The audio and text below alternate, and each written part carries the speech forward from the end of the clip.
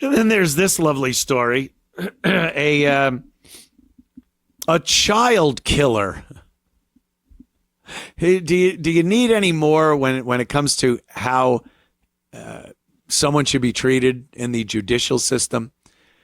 Is there anything you could add to child killer that should reduce that person's sentence or give them any leniency? I think if you're a child killer, you should be killed. That's a great trade-off. You got a child, they got quite a few years ahead of them. You take the average lifespan, right? And then you subtract how old the kid was.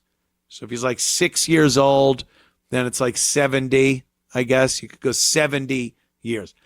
And then if the guy that killed him falls in that range, well, then you kill him. Just kill him. He's a child murderer. But that doesn't happen in this country for some reason. Here's the story. Pop that story up there.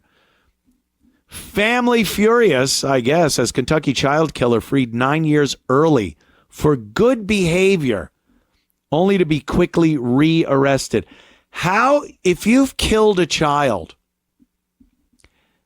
I don't know what good behavior could merit you being released. Nothing you do in prison that could be deemed good behavior can offset that you killed a kid. All right, let's see the text. Blow it up there if you could, Sean.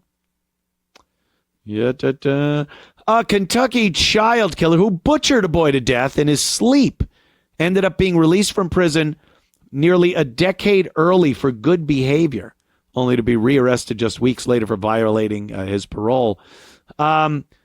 He's due to be released again next year, this time with no parole restrictions.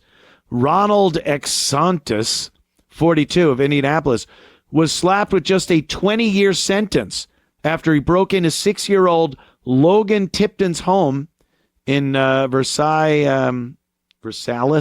Kentucky, and went on a late-night stabbing frenzy back in 2015. This guy did this in 2015. There he is. There's the wonderful gentleman. 2015. He used the insanity defense and was found not guilty of murdering the kindergartner, but was convicted on 3 assault charges for knifing other members of the Logan family. So he's insane enough to not be convicted of murder by reason of insanity for stabbing a child to death. But they deemed him sane enough to be found guilty of assault for stabbing the other family members. What kind of mental retardation is going on there? What kind of judicial system is letting that insane fucking potpourri of sentencing and charges, and is he insane? Is he not?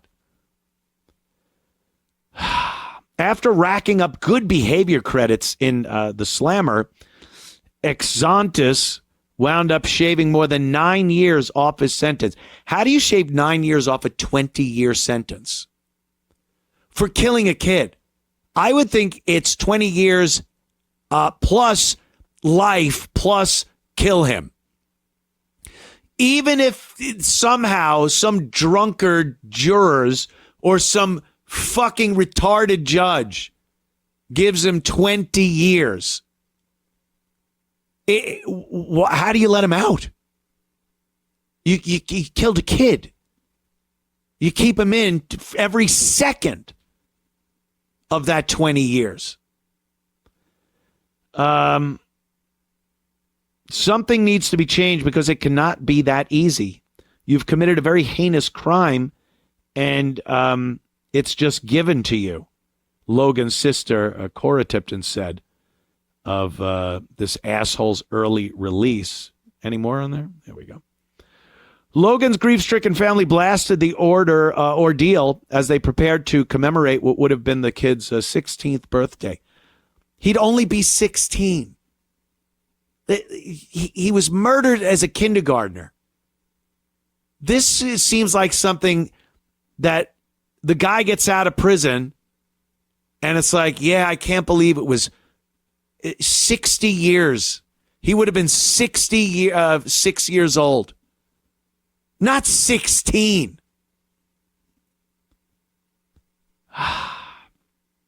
Exontis was cut loose from Kentucky prison on October 1st and moved to Marion County, Florida. Sunshine State officials said. He was rearrested just 8 days later after he failed to register as a convicted felon with the local sheriff's office within 48 hours of arriving, as required by conditions of his parole. So they couldn't even get him on anything else. Little white kid stabbed to death by a big fucking black savage. He's since been extradited back to Kentucky, but a second quirk in Kentucky's prison regulations means that he could get out again next year, this time with no parole. The family, as well as state lawmakers, are now pushing for reforms. Why does it need to be reformed? Who made it this way in the first place? How did that happen? I'm sure at some point in Kentucky, if you killed a kid, you were being killed, strung up. Who changed that? What fags changed that? Now pushing for reforms, Kentucky's mandatory re-entry supervision law. Oh, is that it? Reforms to Kentucky's mandatory re-entry supervision laws. So they have a mandatory law that they have to be re-entered into society in a bid to crack down on how much good time can be factored in before being released. Anecdotally speaking, I've seen people get good time credit for learning to play guitar. It was considered an educational credit, which reduced the time of sentence. In Exontis' case, he was given 5 years good credit for following the rules, 2 years for exceptional meritorious service, and 10 months for educational programs he completed. Meanwhile, State Rep Jason Neems is trying to introduce Logan's Law. How many kids' names have to be put in front of a law before they fucking make the original laws right? So shit like this doesn't happen. To ensure those found guilty by reason of insanity are sent to a mental health facility. Not a mental health facility, a mental institution, a prison for the mentally insane. Like Batman, like Gotham City. That's what we need. A gothic building with bars and wrought iron and horrible staff, nurses and doctors, and they put them in there, and it's literally just screaming all day. Screams of pain from the lobotomies and electroshock and cattle prods. Holy mackerel. We need to make sure we clean it up. To say that if a jury finds that you've committed the crime, but that you can't be held responsible and go to prison because you were insane at the time, which, by the way, we need to limit in and of itself. Yeah. But if the jury making that finding, if the jury makes that finding, then you can't go back out in the community immediately. You have to go somewhere. Yeah. A secondary prison. If that, there shouldn't even be laws like that. I don't know how these reforms happen. Again, more liberal bullshit that destroys the very element, the fabric of the United States of America. And they're proud of it. I'm sure they crowed about this.